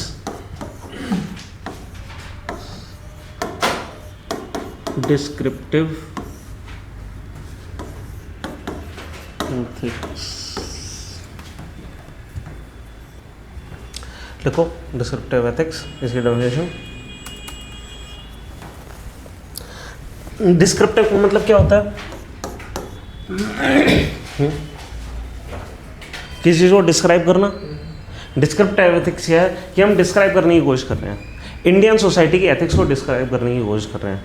वो क्या कहते हैं, समय राणा वाला केस है, उसमें जज ने क्या बोला कि well known norms of Indian ethics को एडहर करना चाहिए कोई भी ह्यूमर। क्या है well known norms of Indian ethics? वो है डिस्क्रिप्टिव एथिक्स। ठीक है, हम डिस्क्राइब करने की कोशिश कर रहे हैं कि ये इंडियन सोसाइटी का एथिक्स है, ये वेस्टर्न सोसाइटी का एथिक्स है, according to the western ethics. आप समझ रहे हैं? ये क्या है? ये है हम डिस्क्राइब करने की कोशिश कर रहे हैं किसी चीज़ को। तो डेफिनेशन लिखो, it aims to find out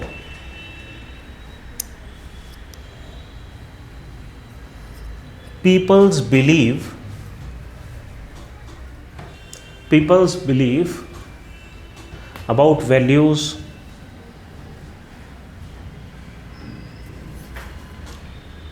morals and ethics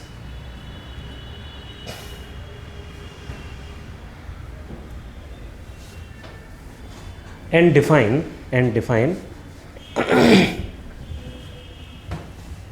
which actions are virtuous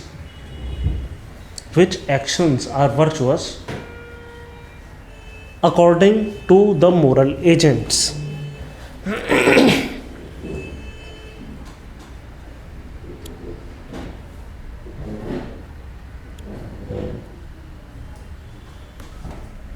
ठीक है, अंदर समझ आ गया डिस्क्रिप्टिव और नॉर्मेटिव एथिक्स में, है ना। ये एक टॉपिक आता है, distinction between normative ethics and descriptive ethics. Descriptive ethics क्या कर रहा है, सिर्फ डिस्क्राइब कर रहा है ना। मोरल एजेंट्स क्या हो गए, यहाँ पे एक शब्द लिखवाया मोरल एजेंट्स, जिसको यूज करते हैं as a tool, agent that acts. Who is a moral agent, we are a moral agents, है ना। What we consider what is right and wrong, इस चीज़ का अगर डिस्क्रिप्शन हो रहा है, ये है part of descriptive ethics. We are trying to describe क्या सही है क्या गलत, है ना। अगर हम सोसाइटी को ऊपर से स्टडी करने की, सोसाइटी में ऑलरेडी एथिक्स है, उसको स्टडी करने की कोशिश कर रहे हैं, वो है डिस्क्रिप्टिव एथिक्स। सोसाइटी के अंदर एथिक्स है कि नहीं, हम नई एथिक्स बनाने की कोशिश कर रहे हैं, वो है नॉर्मेटिव एथिक्स। बस इतना अंतर है, ठीक है। एक तीसरा लिखो, Meta ethics.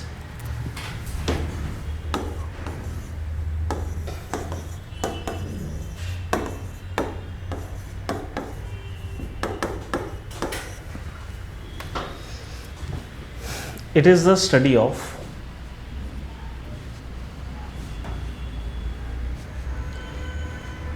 origin and meaning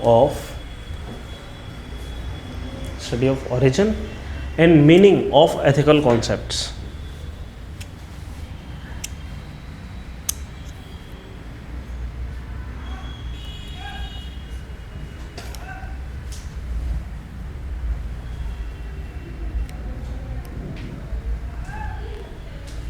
ठीक है, यहाँ पे ज़रूरी नहीं, अब यहाँ पे एक चीज़ हो गई क्या, यहाँ पे एक डिस्टिंक्शन आएगा।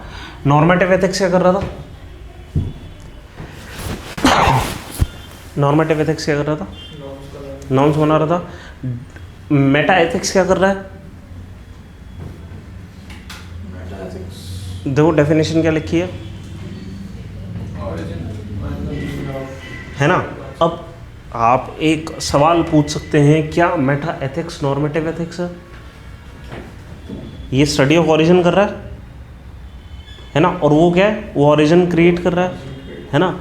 इतना सा अंतर है, ठीक है। ये दोनों सेम नहीं है, ठीक है, एक डिस्टिंक्शन आता है, इसलिए हम लिखेंगे, एक चीज़ लिखो कि while normative ethics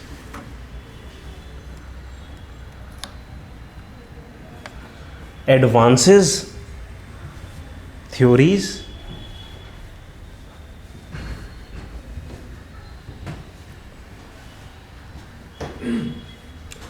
meta ethics determines the validity of different theories।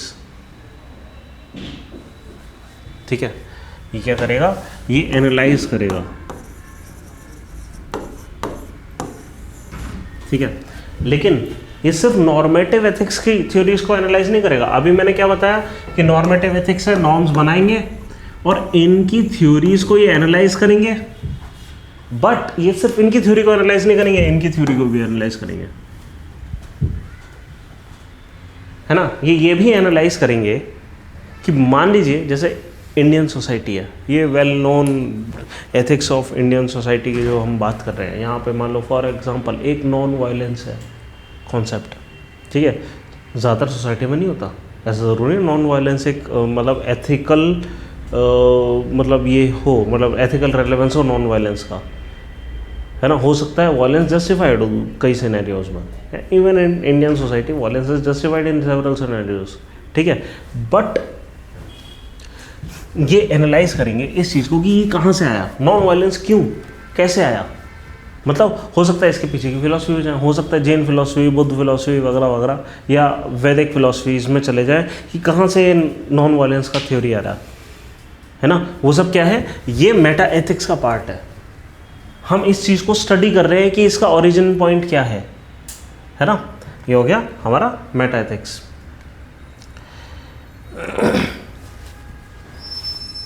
ठीक है, फिर आप लिखो एक आखिरी चीज़, अप्लाइड एथिक्स।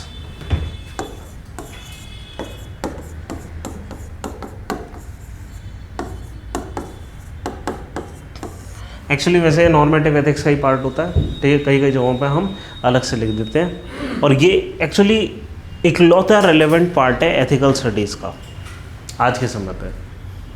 क्यों? अप्लाइड एथिक्स क्या है कि हम जब एथिक्स को अलग अलग सेक्टर्स में अप्लाई करने की कोशिश करते हैं, जैसे कि हमने मेडिकल सेक्टर में अप्लाई करने की कोशिश करी, ठीक है, अप्लाइड एथिक्स लिखो। It analyses sector specific issues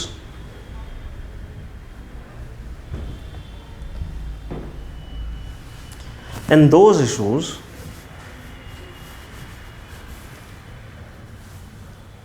which are controversial in the present context.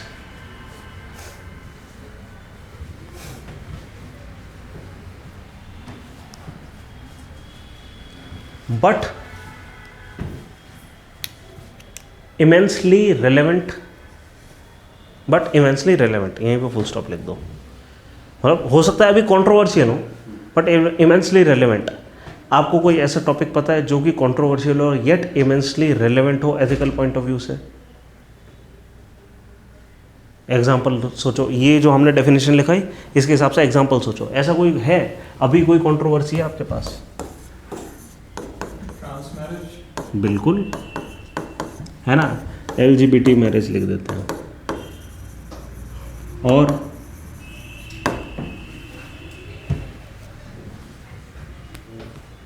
सोचो सोचो, हर दूसरी चीज, आप तो यूपीएससी के स्टूडेंट हो, हर दूसरी चीज कंट्रोवर्शियल है ना।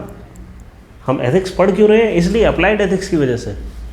जितने भी कॉन्सेप्ट हैं आप जहां पे भी पढ़ रहे हैं, right from taxation, indirect tax होना चाहिए, डायरेक्ट टैक्स होना चाहिए, आप समझ रहे हो, हर चीज़ कंट्रोवर्शियल है यहाँ पर, ठीक है। और हर चीज़ को हम एथिक्स पॉइंट ऑफ व्यू से पढ़ेंगे। आपको क्या लगता है, आप ये जो क्रिटिसिज्म करते हो, जस्टिफिकेशन देते हो इकोनॉमिक पॉइंट ऑफ व्यू से, ये कोई पॉइंट ऑफ व्यू इंपॉर्टेंट नहीं है। सारा पॉइंट ऑफ व्यू जो इंपॉर्टेंट है वो एथिकल पॉइंट ऑफ व्यू से है। एग्जाम्पल देता हूँ, अभी तक आपने क्या पढ़ा, डायरेक्ट टैक्स बेटर होता है इनडायरेक्ट? है ना, क्यों?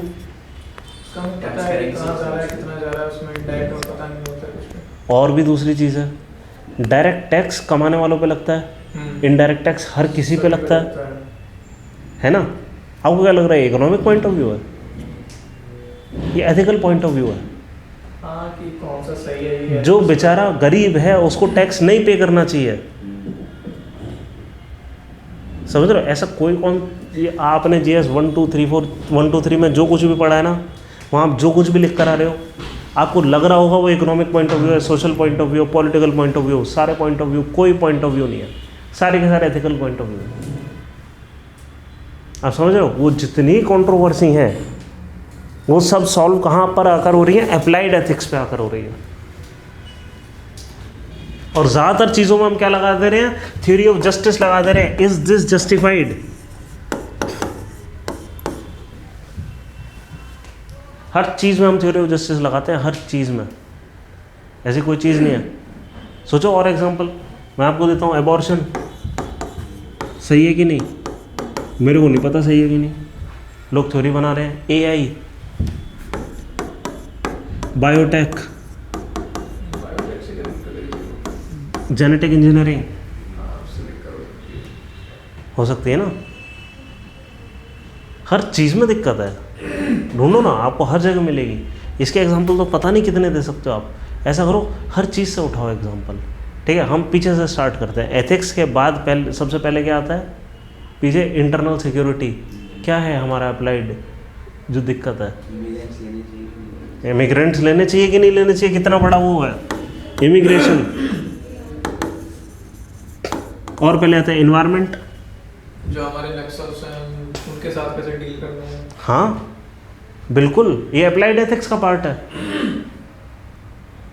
है ना। आप ही के देश के लोग लेकिन बिगड़े हुए हैं, मिलिटेंसी क्रिएट करने की कोशिश कर रहे हैं, और बहुत सारे ऐसे लोग हैं जो कि एक आइडियोलॉजी से प्रभावित हैं, जो कि अच्छे लोग हैं, ठीक है, लेकिन उस चीज़ में फंस जा रहे हैं। अब ऐसे लोग सरेंडर कर रहे हैं, इनसे कैसे डील करा जाए, या मान लो नहीं भी कर रहे हैं, इनको कैसे समझाया जाए, क्या हमें हार्ड हैंड लेना है या नहीं लेना, ये सॉफ्ट अप्रोच रखनी है, ये सब क्या है, एथिक्स के रेलम में आकर डील कर रहे हैं हम, है ना। ये हो गया एनवायरमेंटल डिजास्टर मैनेजमेंट, वहाँ क्या अप्लाइड एथिक्स है। एनवायरमेंट में तो एक वो हो गया डेवलपमेंट और एनवायरमेंट से रिलेशन हो गया कि डेवलपमेंट के लिए तो environment- हम कोल जलाएं कि नहीं जलाएं, वो एक कंस्ट्रक्शन करने के लिए बड़े सुधार करेंगे। बिल्कुल, हम डैम बनाए कि नहीं बनाए। सरदार सरोवर डैम है, मान ये अप्लाइड एथिक्स में आपको केस स्टडी आ जाती है, वाकई में ये केस स्टडी आ जाएगी कि एक डैम बन रहा है, लोग प्रोटेस्ट कर रहे हैं, आप क्या करोगे, समझ रहे हैं। फिर और आप समझ रहे हो ना, ऐसा सिलेबस का कोई ऐसा पोर्शन नहीं है जहाँ पे अप्लाइड एथिक्स ना हो, समझ रहे हो। और ये सारी चीज़ कहाँ है, एक्चुअली अप्लाइड एथिक्स किस चीज़ का हिस्सा है, हमें इससे कोई मतलब नहीं कि हम सोसाइटी को डिस्क्राइब करें, हम उसकी फिलॉसफी पे भी नहीं जाना चाह रहे, हम क्या कुछ नॉर्म्स बनाना चाह रहे हैं कि क्या सही है क्या गलत, और वो कहाँ से आता है, कॉन्सिक्वेंशलिज्म, नॉन कॉन्सिक्वेंशलिज्म, या फिर यहाँ पर। और इनफैक्ट हर जगह पे आज हम क्या करते हैं, ये बताने के लिए क्या सही है क्या गलत, हम generally we fall back to constitutional morality, है ना, कॉन्स्टिट्यूशनल मोरालिटी। ठीक है, मतलब जब भी कोई जजमेंट लेना होता है ना, कोई भी जजमेंट लेना होता है, सुप्रीम कोर्ट क्या कहता है, मान लो ये प्रिकॉशनरी प्रिंसिपल हम इन्वायरमेंट में पढ़ रहे थे, याद है क्या था प्रिकॉशनरी प्रिंसिपल। हाँ, अभी अगर हमारे पास एविडेंस नहीं है कि ये चीज़, ये इवेंट ए इन्वायरमेंट को किस तरीके से, बी इन्वायरमेंट को किस तरीके से वो नुकसान पहुंचाएगी, लेकिन कुछ कोरिलेशन हमें फिर भी मिल रहा है, जब से ये स्टार्ट हुआ तब से ये हो रहा है ना, फिर भी as a principle of precaution हमें ए को रोक देना चाहिए, बेशक साफ साफ एविडेंस नहीं है, लिंक ना हो। ये फैक्ट्री जब से स्टार्ट हुई पास वाले गाँव में, तब से फला डिजीज स्टार्ट हो गया, कोई डायरेक्ट कोरिलेशन नहीं पता लग रहा हमें, फिर भी एज अ प्रिंसिपल प्रिकॉशन इसको रोक देना चाहिए, ये प्रिकॉशनरी प्रिंसिपल है। अब समझे, ये हो गया प्रिकॉशनरी प्रिंसिपल। ये सब कहाँ पर आ रहा है, ये सब है, ये आइडिया ऑफ जस्टिस से आ रहा है। हम ये सब प्रिकॉशनरी प्रिंसिपल कहाँ से लेकर आ रहे हैं, हम कॉन्स्टिट्यूशनल मोरालिटी से लेकर आ रहे हैं। याद करो रंजीत सिंह केस है ना, ये रंजीत सिंह केस में क्या बोला गया, प्रिकॉशनरी प्रिंसिपल जहाँ पर आया है, सुप्रीम कोर्ट ने क्या बोला इसके लिए, ये कहाँ से लेकर आए, रहेगा ये राइट टू लाइफ है, ये फंडामेंटल ड्यूटी है ऑफ द गवर्नमेंट, डीपीएसपी है, ये डीपीएसपी 48 है समथिंग कुछ था ना, कि गवर्नमेंट का राइट है इसको नेचुरल एनवायरनमेंट को प्रोटेक्ट करने का, ये तो हमारा राइट है नेचुरल एनवायरनमेंट को प्रोटेक्ट करने का, और सारे लोगों का राइट है, राइट टू लाइफ, और राइट टू लाइफ में राइट टू क्लीन एनवायरनमेंट है। और उन्होंने बोल दिया कि it is also a right to be protected against the adverse effect of climate change, ऐसा बोला उन्होंने। कहाँ से लेकर आए, ये मोरालिटी कहाँ से आई, वो कॉन्स्टिट्यूशनल मोरालिटी है, और ये कॉन्स्टिट्यूशनल मोरालिटी कहाँ से आई, वहाँ आइडिया ऑफ जस्टिस छुपा हुआ है कहीं पे। आप समझ रहे हैं, ये सब अप्लाइड एथिक्स है, और ये सब अप्लाइड एथिक्स कहाँ से आ रहा है, ये यूटिलिटेरियन अप्रोच ही है लगभग, ठीक है, लेकिन आइडिया ऑफ जस्टिस वाली अप्रोच है ये, वैसी वाली यूटिलिटेरियन नहीं है, ठीक है। ये जो जॉन रॉल्स थे ना, अपने आप को यूटिलिटेरियन बोलते थे, बोल दो उन्होंने इससे पहले के जितने यूटिलिटेरियंस थे उन सबको क्रिटिसाइज करा, भयानक तगड़ा क्रिटिसाइज करा। हम जब डेप्थ में जाएंगे ना, इसको देखेंगे, जब वेस्टर्न फिलोसफर्स हम डेप्थ में कर रहे होंगे तब हम देखेंगे किसने किसको कैसे क्रिटिसाइज करा। अभी बस जी अब बताओ क्यों, लाइक अमेरिकन कॉन्स्टिट्यूशन के साथ हमें उसके सराउंडिंग और वो भी देखना चाहिए कि क्या सही है। अब क्या है कि प्रोसीजर इस्टेब्लिश बाय लॉ लिखा गया है, हम करते ड्यू प्रोसेस ऑफ लॉ ही है, तो हमें थोड़ा, वरना जुडिशियल रिव्यू होता ही नहीं। हमारे देश में क्यों है जुडिशियल रिव्यू, है ना, वो कैसे आया, वो ऐसे ही आया। तो बट हमारे कॉन्स्टिट्यूशन में जो वर्ड है तो चेंज। हमारी पॉलिटी वाली किताब पढ़ ली आपने, उसमें फंडामेंटल राइट के चैप्टर में इसमें जाना, आर्टिकल 19 आर्टिकल 21 की जो डिबेट लिखी है ना, इसमें हमने डिटेल में लिखा है कि ऐसा क्यों हो गया कि हमने अडॉप्ट करा था ब्रिटिश प्रिंसिपल, सुप्रीम कोर्ट ने ये इन्फर कर लिया नहीं है, ये नहीं, ये प्रिंसिपल है। समझ रहे हैं, उसने आर्टिकल 19 इंपोर्ट कर लिया आर्टिकल 21 में। उन्होंने कहा कि ये जो कॉन्स्टिट्यूशन है हार्मनी में बना हुआ है, प्रोसीजर एस्टेब्लिश बाय लॉ लिखा है, पर आप इसको पढ़ेंगे ऐसे नहीं, आपको नहीं दिखा रहा, ये ड्यू प्रोसेस ऑफ लॉ ही लिखा है। ऐसा हो गया, शब्द पे मत जाओ, उनकी भावनाओं पे जाओ, ऐसा सुप्रीम कोर्ट कह रहा है ना। वरना तो जुडिशियल रिव्यू होता ही नहीं, वरना तो हमारे यहाँ ये PIL का जो नया वो पूरा तामझाम खड़ा हुआ है, ये तो PIL तो हो ही नहीं सकते थे। ठीक है, एक बार इस चीज़ को पढ़ना वहाँ पर, ठीक है, वहाँ पे ना बहुत टाइम लगाकर हमने वो नोट्स बनाए थे, है ना, जहाँ पे वो डिबेट लिखी थी। और ये सारी डिबेट लक्ष्मीकांत में बिल्कुल अच्छी नहीं है। किस में अच्छी है? DD बसु में। हमने क्या करा, लक्ष्मीकांत के स्ट्रक्चर के अंदर DD बसु की सारी डिबेट डाल दी, है ना। तो क्या है कि एक बढ़िया फिलोसफिकल अंडरस्टैंडिंग बन जाएगी। ठीक है, चलो ये हो गया अप्लाइड एथिक्स। अब अप्लाइड एथिक्स के इसलिए कई सारे पार्ट होते हैं। क्या क्या पार्ट होते हैं? जो पार्ट आपके सिलेबस है ना, वही पार्ट होते हैं। अगर कहीं पे विकिपीडिया वगैरह पे जाओ, अप्लाइड एथिक्स के क्या क्या पार्ट हैं लिखो, ब्रांचेस ऑफ अप्लाइड एथिक्स। वो क्या बोलेगा मैं बताता हूँ। नहीं, इसमें मत लिखो, कॉपी में लिखो, ब्रांचेस ऑफ अप्लाइड एथिक्स। हाँ, वो तो मैं बता रहा हूँ ना क्या बोलेगा। इस बार मैं ये नहीं कह रहा कि वहाँ पे लिखो, इस बार मैं श्योर हूँ कि वो क्या बोलेगा। कभी कभी मैं नहीं होता हूँ तो प्रिडिक्शन करता हूँ, फिर मैं चेक करता हूँ, आपसे करवाता हूँ, चेक करो क्या बोल रहा है, ताकि अगर गलत हो तो मैं थोड़ा सा कुछ सीखूँ नया। ठीक है, सबसे पहले है एनवायरमेंटल एथिक्स।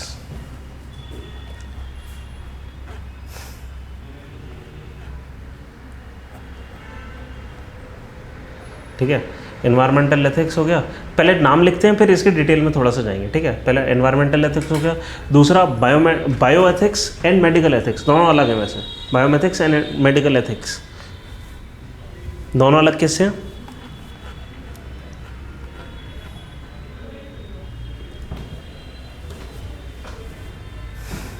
बायो एथिक्स में जैसे जेनेटिक इंजीनियरिंग, क्लोनिंग वगैरह ये सारी चीज़ें आ जाती हैं। जबकि मेडिकल एथिक्स क्या कह रहा है कि किसको किडनी मिलनी चाहिए, वो वाला है ना, ऑपरेशन होना चाहिए नहीं होना चाहिए। ठीक है, फिर ethics in technology, ethics in technology, in technology, example ethics in AI। अब एथिक्स इन AI एक ब्रांच हो गई, आपको पता है AI ने क्या धमाल मचाया 3 साल में, एथिक्स इन AI एक ब्रांच हो चुकी है। ठीक है, फिर मीडिया एथिक्स, ये मॉडल्स भी इसी पे काम करते हैं इसी एथिक्स में। फिर मीडिया एथिक्स, तो इंडिया में नहीं। फिर बिजनेस एथिक्स, हर ब्रांच में कॉर्पोरेट गवर्नेंस कैसे होनी चाहिए, या कॉर्पोरेट की क्या रिस्पॉन्सिबिलिटीज़ है टुवर्ड्स द कंज्यूमर, या एडवर्टाइजमेंट की पॉलिसीज़ कैसी होनी चाहिए, है ना।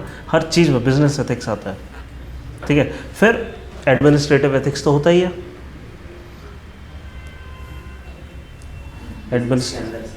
नहीं, अलग सर, एडमिनिस्ट्रेटिव एथिक्स,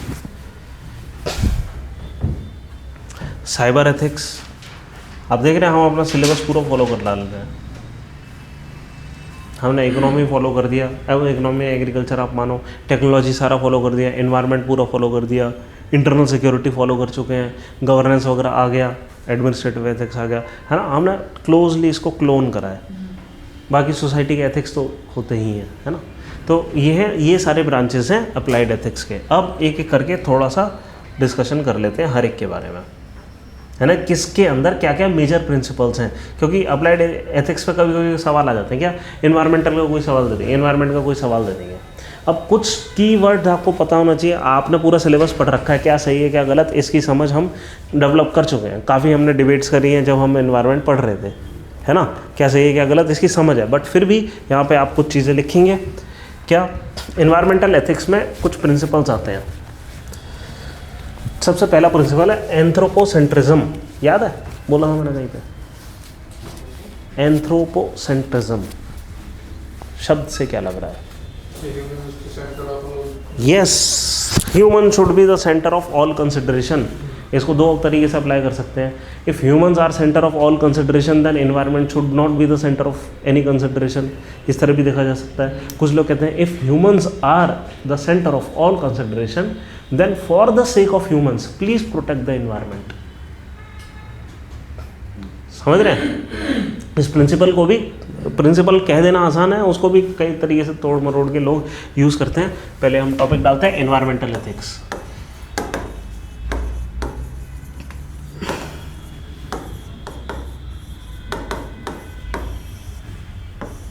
ठीक है, यहाँ पे कई सारे प्रिंसिपल्स आते हैं। ठीक है, सबसे पहला है concept of anthropocentrism. Anthropo ANTS anthropocentrism CNTRISM। तो दोनों एक ही, दोनों एंथ्रोपोसेंट्रिज्म दोनों एक कंबाइन, मतलब हाँ एक शब्द है, यस एक शब्द है। ठीक है, it is a believe that humans are the centre of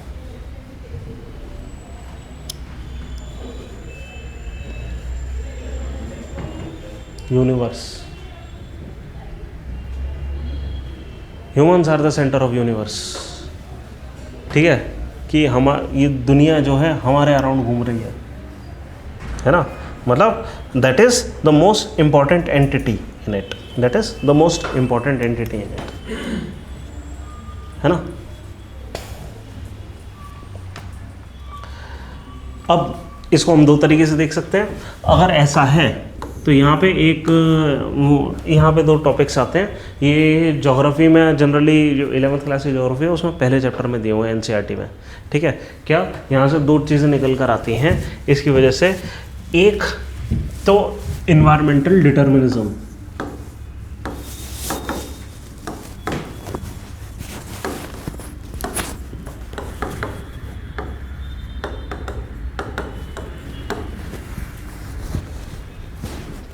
देखो इन्वायरमेंटल डिटर्मिनिज्म या environmental possibilism.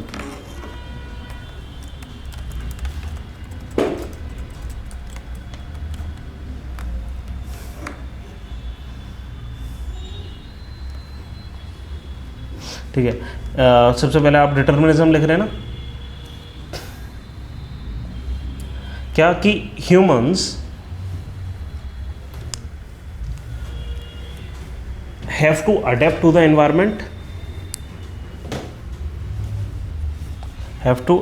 environment, and human society is dictated by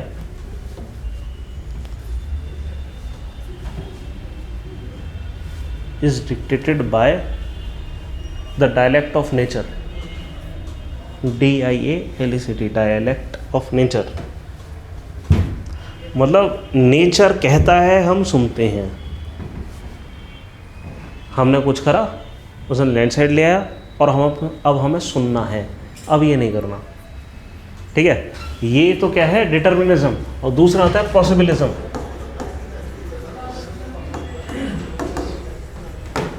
environmental possibilism क्या कि ह्यूमंस आर केपेबल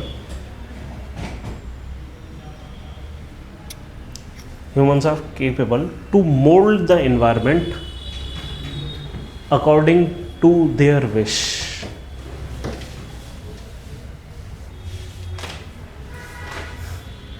समझ रहे हैं? ये हो गया क्या, environmental possibilism. environment? According to their own wish, मतलब we can mould the environment whenever we wish like. ठीक है, बस चलो फिर ऐसा करते हैं, बाकी हम करेंगे कल।